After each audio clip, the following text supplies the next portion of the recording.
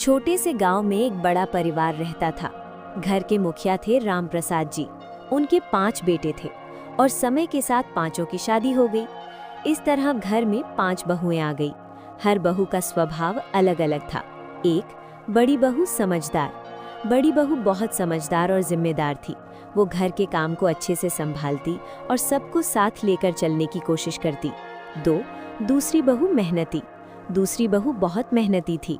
वो सुबह जल्दी उठकर रसोई का काम करती, सबके लिए खाना बनाती और कभी काम से पीछे नहीं हटती।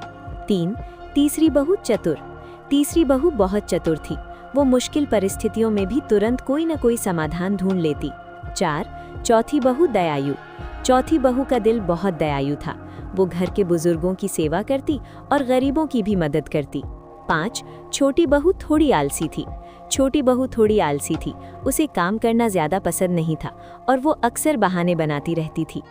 एक दिन राम प्रसाद जी ने सोचा कि देखना चाहिए कि कौन बहू घर को सबसे अच्छे तरीके से संभाल सकती है। उन्होंने 5 बहुओं को एक एक बीज दिया और कहा, इस बीज को लगाओ और 1 महीने बाद मुझे दिखाओ कि किसने इसे सबसे अच्छा उगाया। 1 महीने बाद बड़ी बहू ने पौधे की अच्छी देखभाल की थी। पौधा हरा भरा था।